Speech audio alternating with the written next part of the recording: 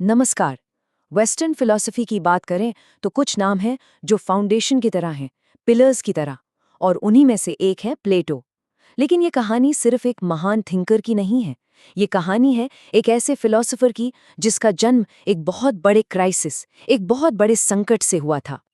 तो सवाल ये उठता है कि कोई ऐसा इंसान जिसके लिए पॉलिटिक्स का रास्ता, सत्ता का रास्ता बिल्कुल साफ था, वो सब कुछ छोड़ के फिलॉसफर क्यों बन गया?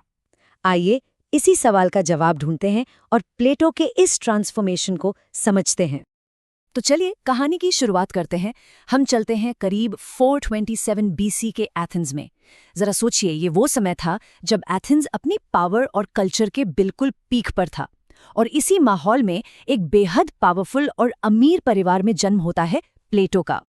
प्लेटो का इम्पैक्ट कितना बड़ा था, इसे समझने के लिए बस ये 3 बातें ही काफ़ी हैं।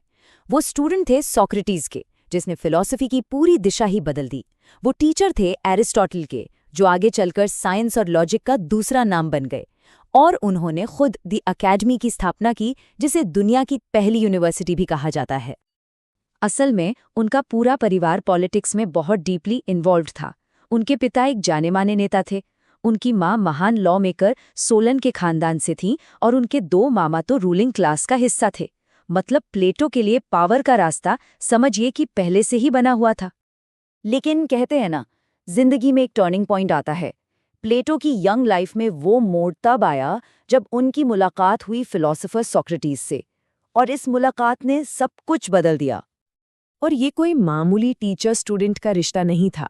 सोक्रेट्स ने तो प्लेटो की सोच की नींव ही हिला दी, या कहिए एक नई नींव रख दी। वो उनके लिए एक इंटेलेक्चुअल फादर फिगर बन गए थे। सोक्रेटिस की सबसे बड़ी देन ये थी कि उन्होंने प्लेटो को ये नहीं बताया कि क्या सोचना है, बल्कि ये सिखाया कि सोचना कैसे है। उनका मेथड बहुत सिंपल था। सवाल करो, हर चीज पर सवाल करो, हर बिलीफ को क्वेश्चन करो, और तब तक मत रुको जब तक सच की तह तक ना पहुंच जाओ। यही तो है क्रिटिकल थिंकिंग की असली बुनियाद। और फिर वो हुआ जिसने प्लेटो की पूरी दुनिया ही पलट कर रख दी। लगभग 10 साल के इस इंटेलेक्चुअल सफर का अंत बहुत ही भयानक हुआ। 399 बीसी में एथेंस की डेमोक्रेसी ने अपने सबसे इंटेलिजेंट सिटीजन सोक्रेटिस को मौत की सजा सुना दी। और इल्जाम क्या था? युवाओं को गुमराह करने का एक झूठा इल्जाम। इस एक घटना ने प्लेटो को अंदर तक तोड़ दिया। इसे ही कहते हैं डिसइल्यूजनमेंट, मोहभंग। जिस डेमोक्रेसी पर उन्हें इतना नाज था, उसी सिस्टम ने उनके गुरु को मार डाला। उनका भरोसा पूरी तरह से चकनाचूर हो गया। कह सकते हैं कि उसी पल सोक्रेटिस के साथ प्लेटो के अंदर का पॉलिटिशियन भी मर गया और जन्म हुआ एक फिलोसोफर का। उन्होंने ठान लिया कि अब वो अपनी पूरी जिंदगी फिलॉसफी को देंगे और सोक्रेटिस की टीचिंग्स को हमेशा हमेशा के लिए जिंदा रखेंगे। तो सोक्रेटिस की मौत के बाद एक टूटे हुए दिल और टूटे हुए विश्वास के साथ प्लेटो ने एथेंस छोड़ दिया और वो निकल पड़े एक लंबे सफर पर, ज्ञान की खोज में। ये सफर उन्हें कई जगहों पर ले गया। वो इजिप्ट गए, जहां उन्होंने ज्योमेट्री और सोल के आफ्टरलाइफ के बारे में सीखा। इटली में उनकी मुलाकात पिथागोरन फिलॉसफी से हुई। ये आइडिया कि पूरा यूनिवर्स असल में मैथमेटिकल हार्मनी पर चलता है। उन्होंने सिसिली में एक रूलर को फिलोसोफर किंग बनाने की कोशिश भी की, हालांकि वो बुरी तरह फेल हुए।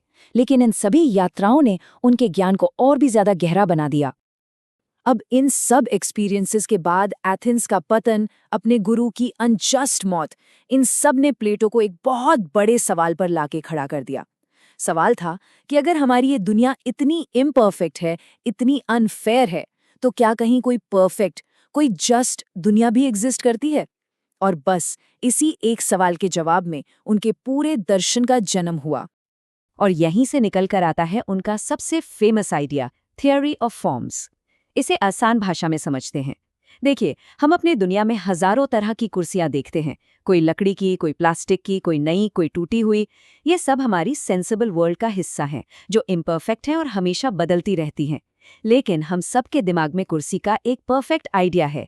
यही है वर्ल्ड ऑफ फॉर्म्स, एक ऐसी दुनिया जहां हर चीज का परफेक्ट टाइमलेस वर्जन मौजूद है, और हमारी ये दुनिया बस उसी की एक परछाई है। इसी आइडिया को और अच्छे से समझाने के लिए प्लेटो ने एक कहानी सुनाई, एलेगरी ऑफ द केव, यानी गुफा का रूपक। जरा इमेजिन कीजिए, कुछ कैदी हैं जो जन्म से एक अंधेरी गुफा में जंजीरों से बंधे हैं। वो सिर्फ अपने सामने की दीवार पर चीज़ों की परछाइयां देख सकते हैं और उन्हीं को असली दुनिया मानते हैं। अब उनमें से एक कैदी को आज़ाद करके ज़बरदस्ती बाहर असली दुनिया में लाया जाता है। वो पहली बार सूरज की रोशनी और असली चीज़ों को देखता है, और जब वो सच बताने के लिए वापस गुफा में जाता है तो बाकी कैदी उस पर विश्वास नहीं करते, बल्कि उसका मजाक उड़ाते हैं। इस कहानी का मतलब बहुत गहरा है। प्लेटो के हिसाब से फिलॉसफर वही है जिसने सच की उस रोशनी को देखा है, और अब उसकी जिम्मेदारी है कि वो बाकियों को भी उस अज्ञान के अंधेरे से बाहर निकालने की कोशिश करे। तो फिर उस करप्ट पॉलिटिक्स का सल्यूशन क्या है जिसने सोक्रेटिस की जान ले ली थी? प्लेटो का जवाब था फिलॉसफर किंग, मतलब एक ऐसा रूलर जो पावर के भूखे होने की वजह से नहीं, बल्कि अपने ज्ञान, अपनी समझ और अच्छाई की सच्ची नॉलेज की वजह से राज करे।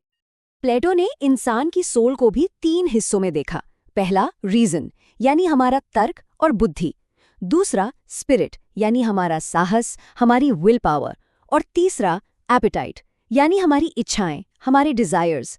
प्लेटो का मानना था कि एक बैलेंस्ड और अच्छा इंसान वही है जिसकी सोल को उसका रीजन, उसकी बुद्धि लीड करती है। अब अपनी जिंदगी के आखिरी दौर में प्लेटो वापस एथेंस लौट आए, और यहाँ उन्होंने एक ऐसी इंस्टीट्यूशन की नींव रखी जिसने दुनिया को हमेशा के लिए बदलने का काम किया। उन्होंने करीब 385 बीसी में दी एकेडमी की स्थापना की, और ये कोई छोटा मोटा स्कूल नहीं था। सोचिए, ये इंस्टीट्यूशन पूरे 900 सालों तक चला। दी एकेडमी को आप भविष्य का ब्लूप्रिंट कह सकते हैं। कई लोग इसे दुनिया की पहली यूनिवर्सिटी मानते हैं। यहाँ सिर्फ फिलॉसफी नहीं, बल्कि मैथमेटिक्स, एस्ट्रोनॉमी, लॉजिक सब कुछ पढ़ाया जाता था। और सबसे ज़रूरी बात, यहाँ ज्ञान को रटाया नहीं जाता था, बल्कि डिबेट और डिस्कशन के जरिए उसे खोजा जाता था। आज दुनिया की जितनी भी बड़ी यूनिवर्सिटीज़ हैं, उनका कोर आइडिया कहीं न कहीं यहीं से आया है। और हाँ, इसी एकेडमी से निकला उनका सबसे फेमस स्टूडेंट एरिस्टोटल, जिसने ना सिर्फ अपने गुरु प्लेटो के आइडियाज़ को आगे बढ़ाया, बल्कि उन्हें चैलेंज भी किया। देखिए, ज्ञान की ये चेन कितनी ज़बरदस्त है, सोक्रेटिस से प्लेटो और प्लेटो से एरिस्टोटल। तो आखिर में एक सवाल जो प्लेटो हमारे लिए छोड़ गए हैं, अगर ज्ञान वो रोशनी है जो हमें अज्ञान की गुफा से बाहर निकालती है, तो क्या हमें रुककर ये सोचने की ज़रूरत नहीं है कि कहीं हमारी आज की दुनिया भी किसी तरह की एक गुफा तो नहीं है? और अगर है, तो हमें किस रोशनी की तलाश करनी चाहिए?